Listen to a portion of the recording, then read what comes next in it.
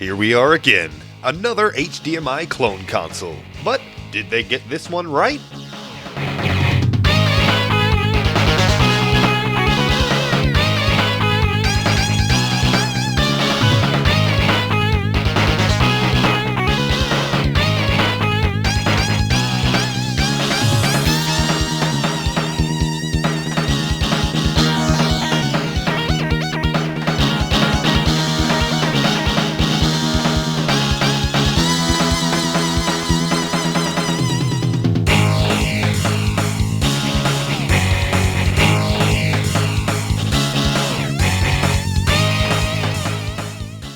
The market is flooded with options to play your retro games. Since the SNES Mini was released, the community has had its eyes set on ways to fire up their cards with zero lag and perfect pixels on flat screen displays.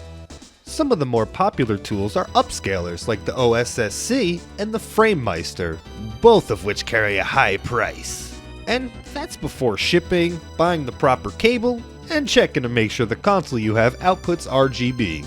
If not, it needs to be modded, then you have to pay a modder and buy the custom board and the shipping. Honestly, it's a lot to achieve a pixel perfect look using actual hardware. I'll be damned if it doesn't pay off in the end though. It's the ideal solution where you have just enough money to throw around and kind of blow in one shot. Or you can buy an FPGA console like the Analogue Super NT. With this, you'll get an almost one-to-one experience of that from the SNES hardware. Let's not even forget all the ways you can tweak the image with these methods. Add scan lines, clean up the image, and stretch it without loss of quality. Then we have the Super Retro Trio from RetroBit. Much like the Super Retron HD, this is a system on a chip and doesn't use emulation. I don't have footage for that though. None of my buddies own it, and neither do I. So, yeah, I can't compare these two options.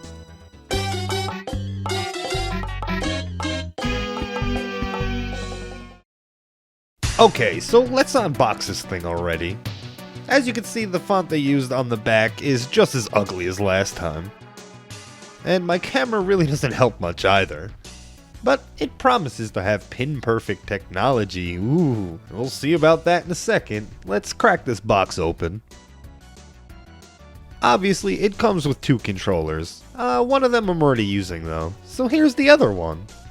If I can get it out of the box.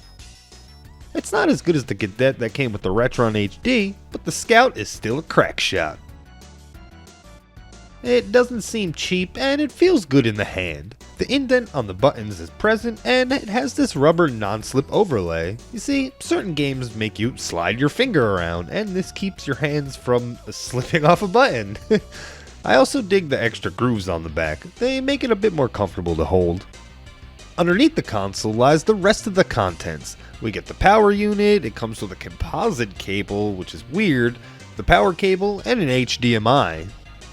Then we have the console itself, which ain't too bad. Let's take a look at the back first. Power is supplied through a micro USB port and it's standard fare these days. We got the HDMI out, then we have a composite out. If you want to use this on your CRT, I don't see why you would, just buy the regular console if that's what you want. And we have a switch, changing aspect ratios. 16:9 for those that want their screen filled, and 4:3 if you like your pixels square. Flipping the console over reveals another switch to change regions from NTSC to PAL. This saves you from yet another mod to your SNES console. On top we have the power, eject, and reset buttons. Now, back to that pin-perfect technology they were boasting. Well, it's true. There's no need to take a hammer to the eject button, and inserting a game takes the same amount of effort.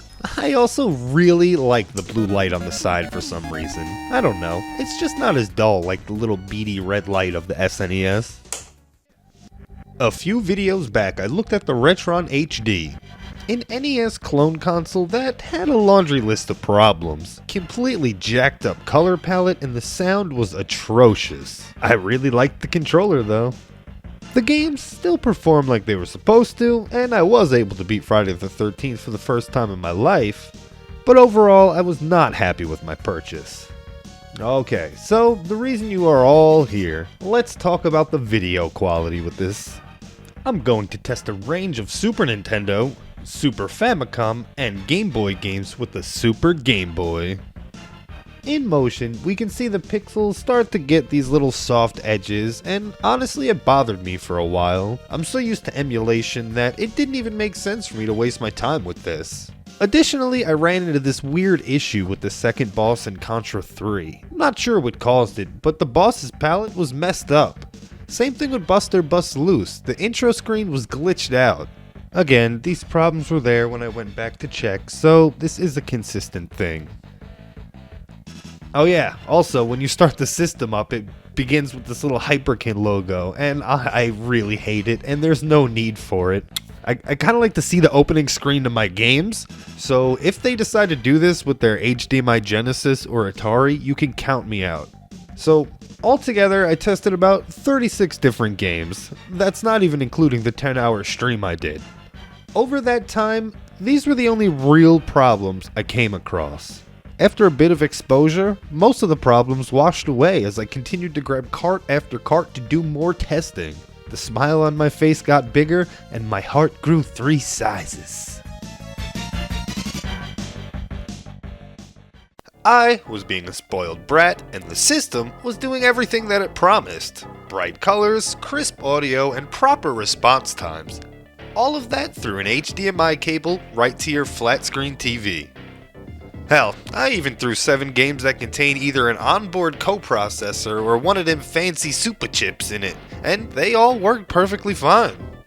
So, when it comes down to response times, the Super Retron HD is pretty on point. I used to speedrun Donkey Kong Country, but I gave that up as it started to affect my content creation amongst other things. Point is, I know a ton of frame-perfect tricks, and I was able to pull one off that I'm very inconsistent at the first try, on stream.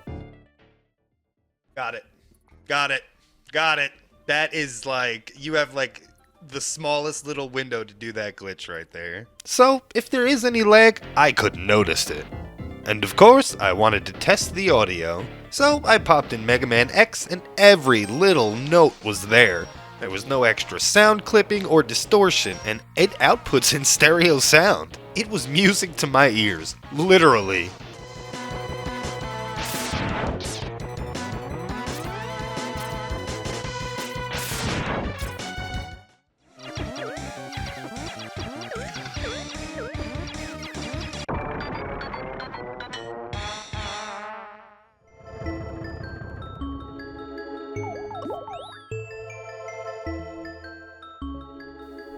I'm sure other little problems will pop up, kinda like the Contra boss.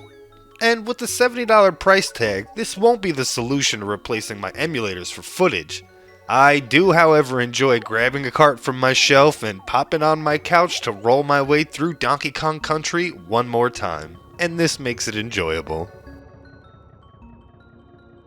First off, I want to give a huge shout out to Ryan from Castlemania Games. He's not only been a stand-up dude, but reached in his own stock to send me this unit because he knew I wanted to review it. He's actually supplied me with a discount code, and I've had this for quite some time. If you do go to castlemaniagames.com and use code REWIND at checkout, you'll actually get 10% off your entire order. And there's a ton of stuff over there to look at.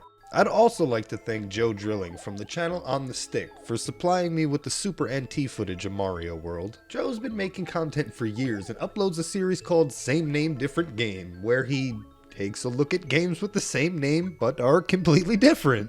And a big thanks to Jimmy Hoppa for hooking up the footage for Mario World running through his Framemeister. And for sending me a few of these games. If you don't know Jimmy's channel, Import Gaming for the Win, what are you doing with your time? He covers a ton of games that never left Japan, and his editing is up there with some of the best. And a very special thanks to my Patreon supporters. Your unwavering support in my uploading absence means a lot to me. Sorry about that, guys, seriously. I have a few things cooking up and 2 things that are ready to pop out, so keep your eyes peeled. If you want to help support me on Patreon, the link will be below. My first goal is a small one. It'll help me get the extra hard drive space I need to cut down on re-recording footage.